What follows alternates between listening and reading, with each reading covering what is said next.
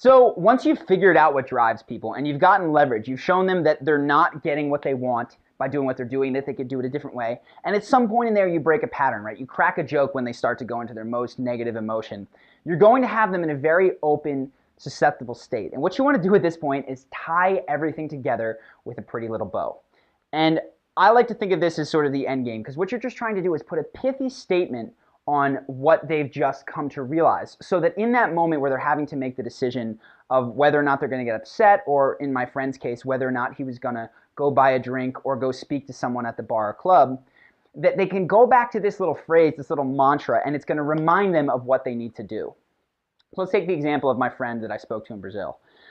We discussed, how is this guy who stands against the bar significant compared to the guy who goes up to the girl? And to break his pattern, while he was telling me the story of oh, I didn't go up to her and I couldn't stand it if she didn't like me, I'd be like, oh yeah, that's really ballsy of him, right? And he goes, yeah, I guess so, right? So that's breaking a pattern and making him laugh.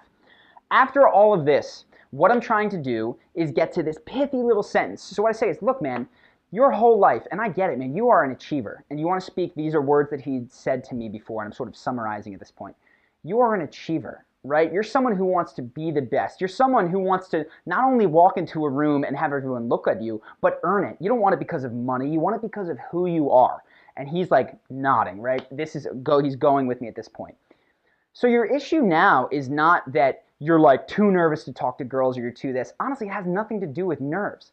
Well, you've just gotten this mistaken belief that if somebody that you don't know doesn't immediately like you, that damages your sense of self.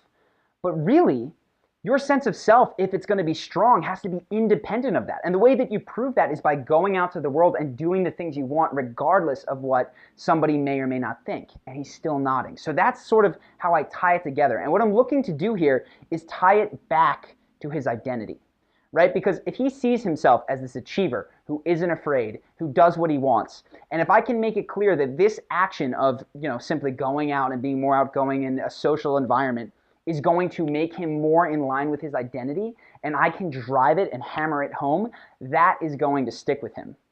There was another situation, another guy that we were coaching on something similar, and we'd gone through this whole exercise of sort of understanding what it did, and we sort of projected his life forward. Okay, say that you just keep doing the same things. You don't speak up in social environments.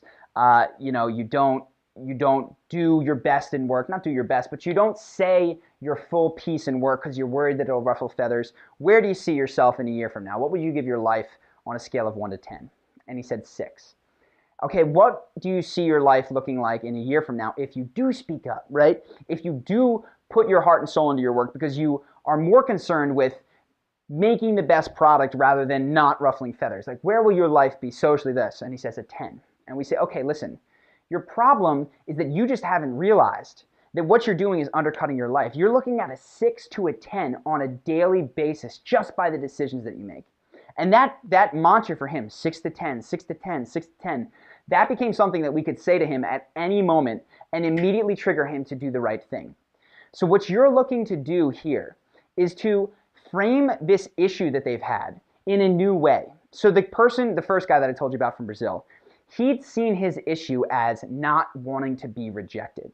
And we shifted that from, listen, it's not about not wanting to be rejected. It's about actually being the coolest guy in the room. And what does the coolest guy in the room do? He does not care. He talks to people because he wants to be affable, right? So you shift the focus from what it was on to something that's going to be more empowering and tie it back to their identity. Again, this is sort of a sequential thing, so just to touch very quickly on what it is. First, going through those 6 needs, understand which ones drive them. Second, what you're going to look for is how can you show them that they are subverting the need that they want, right? That they're not getting it by going in the direction they are. Really quickly, another example. My mom was here this weekend. She is a worrier. And for years, I tried to get her to stop, for years and years and years. And I would talk to her in terms of like, think of how it's holding you back. You could be doing all these cool things. And none of that affected her because that growth wasn't a big driver for her. Certainty was. So I'm aware of this time. And as I'm talking to her, I go, how do you think that affects your relationship with your kids, who I know are important to her because I'm one of them? And she's like, oh, I don't know. I think it keeps them safe. I said, really, does it keep them safe? Or does it make, my brother, your other son, like maybe not want to talk to you as much on the phone? And she goes, he doesn't want to talk to me. I said, and how does it, how do you think it affects your daughter, my sister, right? Do you think that she's taking this, and how is this going to affect her relationships when she's nervous all the time? I mean, we see she has it. She's stressed about little things. Is that good for her health? And she starts seeing, oh my God, my worrying is damaging my relationship with my kids and potentially making one of them ill and sick in the long run. I'm exaggerating here because this really, this is not happening so concretely, but I'm trying to make worrying such a painful thing to her that she'll choose another option. So this is the important part. You can't just tell people, look how cool life will be, because if they don't care about growth, that's not going to move them. You've got to speak to the need that is working for them. And in my mom's case, I actually haven't seen her make as big of a shift as she did this last weekend when I spoke to certainty. And we'll see if it keeps up, honestly. We have got to go into the future to find that out. But step 1, identify the need. Step 2, get leverage on their driving need. Step 3 is going to be to break the pattern, right? So one thing with my mom when I was talking to her, whenever I would ask her, I'd be like, tell me about a time that you got really nervous.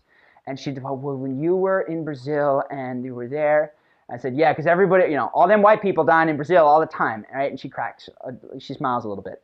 Anything that you can do as they're entering the negative emotion, right? So if I were walking the guy in Brazil through that experience of like, so you walk into a club, how do you feel? Like I don't want her to think of me and judge me. I'm like, oh yeah, that guy's super cool. Who's worried about what some 100-pound girl thinks of him before he's even spoken to her? Like anytime that you can get them to smile, cracking a joke can do, that's going to break the pattern, right? So that's the third part. And the fourth part is once you've gotten all those pieces together, tie it up in a bow, right? Explain to them that their issue was not, like my mom, worrying, keeping everybody safe.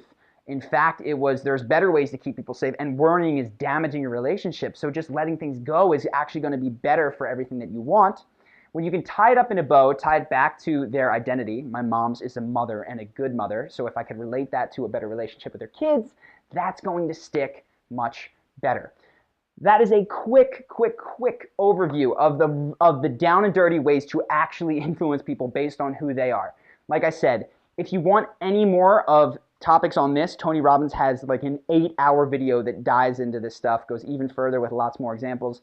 Happy to reference that and give you guys a link to it. But this should be really good to go. And what I would say is, the next time that you're trying to talk to someone, persuade someone, right? Maybe you want them to leave their job and start a business. Maybe you'd like them to be more healthy. Start by asking questions, figuring out what their need is, figuring out what drives them, and then go through this process and see if you don't have more success.